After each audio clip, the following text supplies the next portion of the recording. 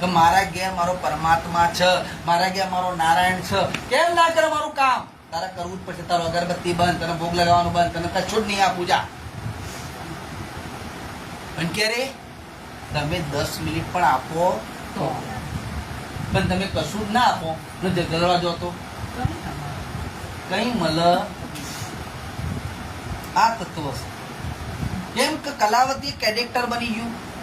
આજે રામ કોણ કે રામ જનક દશરથ રાજાના પુત્ર, તો રામમાં કોણ પૂજાયા? રામ નથી પૂજાયા. રામમાં જે સત્ય હતું તેની પૂજા જગત કરે છે.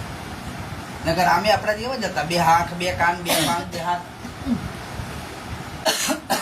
કૃષ્ણ નથી પૂજાયા. કૃષ્ણમાં જે સત્ય હતું તેની પૂજા જગત કરે છે.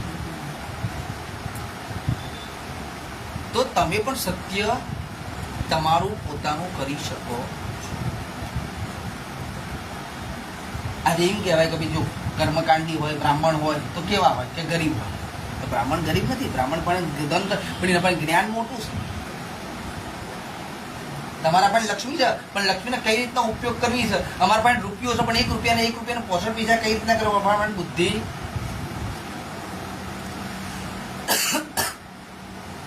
તો જ્ઞાન કોનું?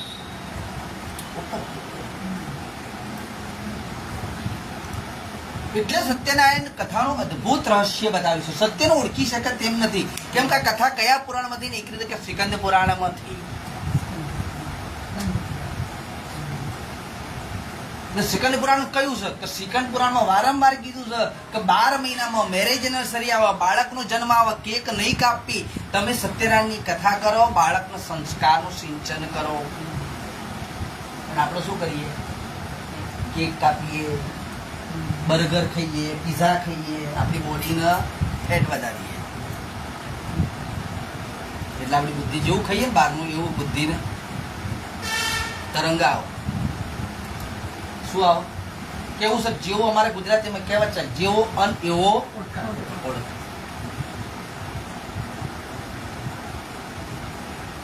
આજે કથા થઈને કથાનો શીરો તમે ખાજો તો ભગવાનનો અનુભવ થાય ના? કે થશે 100%.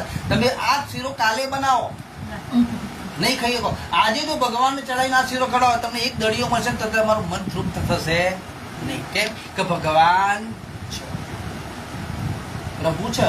પ એટલે પ્રભુ, દ મતલબ દર્શન, સ મતલબ સ્વયંભૂ. ઈશ્વરનો કોઈ આકાર નથી. 3 શબ્દ જોડે એટલે પ્રસાદ થઈ જાય. શું થઈ જાય? પ્રસાદ. તમે જો તો તમારા આગળ દીવો કરી દો તો તમે ચક્કાથી કાપી નાખો, કપાસ ના. એટલે ગીતામાં કીધું જ્ઞાનમ સેનમથી શસ્ત્રાની જ્ઞાનમ ભવત ભાવત. આત્માને પવન ફૂંકી શકતો નથી, શસ્ત્ર કાપી શકતો નથી, અગ્નિ બાળી શકતો.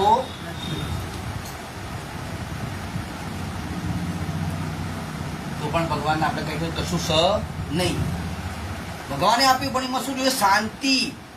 શાંતિ છે ને તો ઈશ્વર 100% આવવાના. એટલે સત્યનારાયણની કથા અદભુત રહસ્ય બતાવ્યું. એટલે 5 પાનનું મહત્વ બતાવ્યું કે તમારી બોડીમાં 70% પાણી અને 30% માંસ, હડ્ડી અને ધાતુ આવેલી છે. 7.5 લાખ બાલ છે, 3.5 લાખ રૂવાટી છે. એ કેમ આપી? કે તમારા શરીરનું રક્ષણ કરવા માટે. આ ચામડી એક નથી, 7 પડ છે. કેટલા? અને પૃથ્વીના પડે કેટલા છે? 7. અતલ, વિતલ, સુતલ, રસાતલ, તાતલ, મહાપાતાળ. એ રીતે અનેક ચોબડીના પણ પાતાળ 7 પડ છે.